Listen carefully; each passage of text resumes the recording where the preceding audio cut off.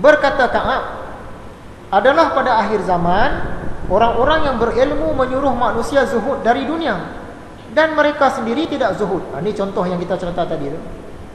Menyuruh manusia takut kepada Tuhan, tapi mereka sendiri tidak takut. Melarang manusia mendatangi wali-wali negeri.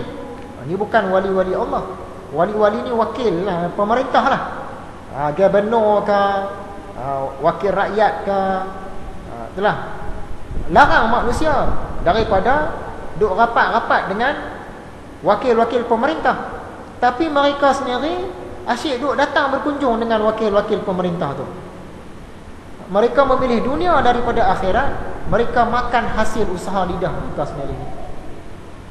Itu tadi tanda ulama akhirat yang kedua, iaitu apa yang dia cakap, yang itulah yang dia buat. Kalau apa yang dia cakap dia buat lain, orang ini ulama dunia, dia bukan ulama akhirat. Tanda ulama akhirat yang ketiga, dan di antara tanda-tanda ulama akhirat itu ialah kesungguhannya mencari ilmu yang berguna tentang akhirat. Dia banyak cerita pasal ilmu akhirat. Cerita ilmu dunia dia tak tinggal, tapi banyak cerita pasal akhirat. Kalau ulama dunia ni, bab-bab akhirat ni dia kurang nak cerita. Dia duk cerita bab-bab dunia, ilmu agama, tapi yang bersangkut dengan dunia saja. Padahal akhirat tu yang lagi penting.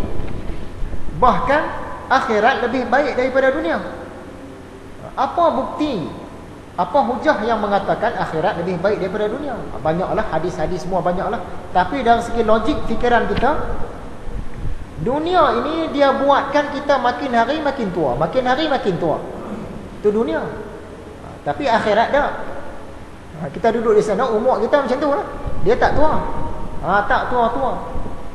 Dunia ni juga makin lama dia makin dekatkan kita dengan kematian. Dan sampai satu masa kita mati. Tapi bila di akhirat dia tak ada mati-mati lah. Jadi mana lebih baik, dunia ke akhirat? Lebih baik dunia, akhirat. Sebab di dunia kita kena tua dan kita kena mati. Di akhirat kita tak tua-tua dan tak mati-mati. Hebat akhirat lagi. Ini dari segi logik.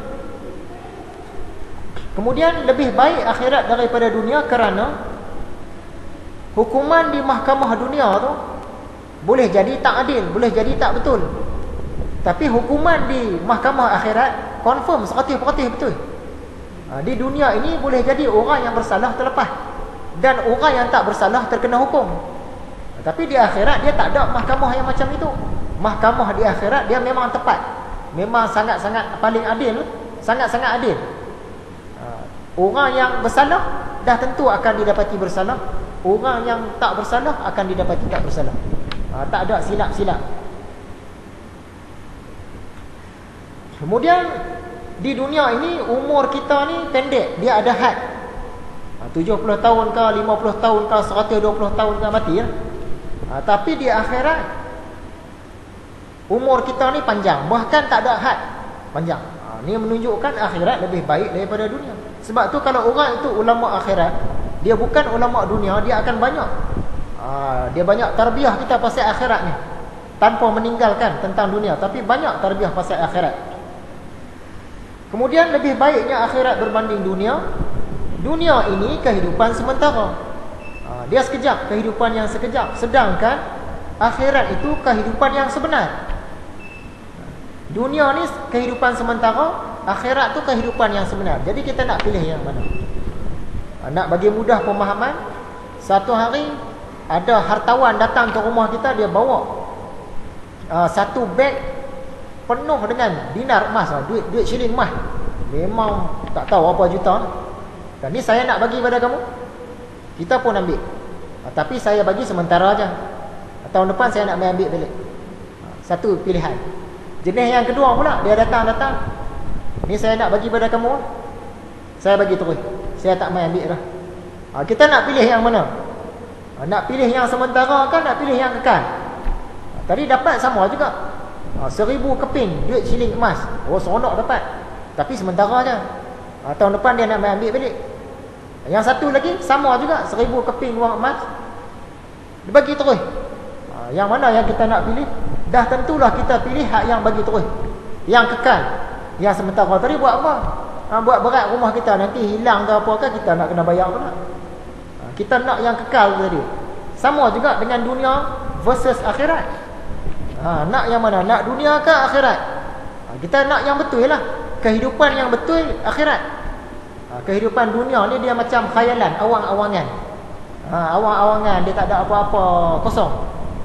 Yang betul sebenar-benar hidup akhirat. Jadi kalau betul orang itu ulama akhirat, dia akan banyak cerita tentang akhirat. Ni asyik duk cerita tentang dunia aja, itu kemungkinan lah ulama dunia.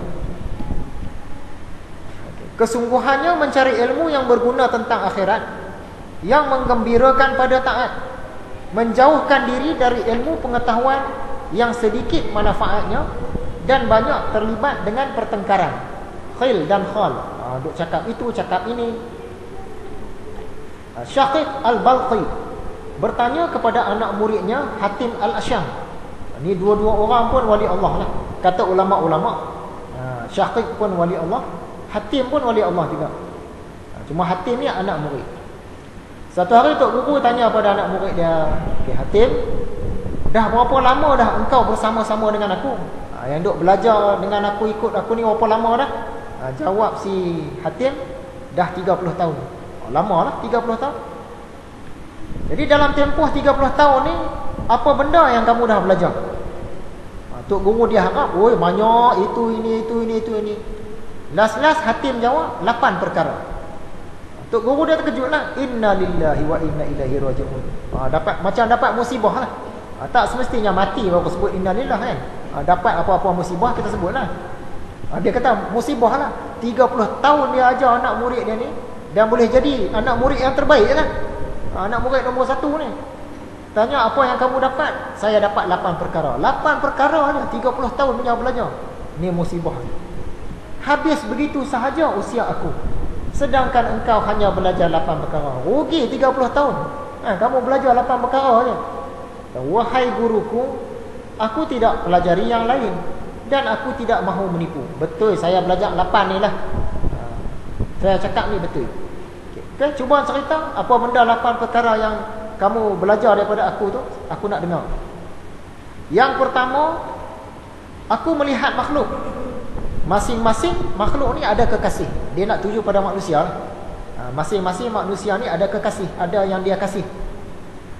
Dan kalau boleh, makhluk ni nak bersama-sama kekasihnya sampailah masuk ke dalam kubur. Namun apabila telah sampai ke kubur, nescaya berpisah juga dengan kekasihnya itu.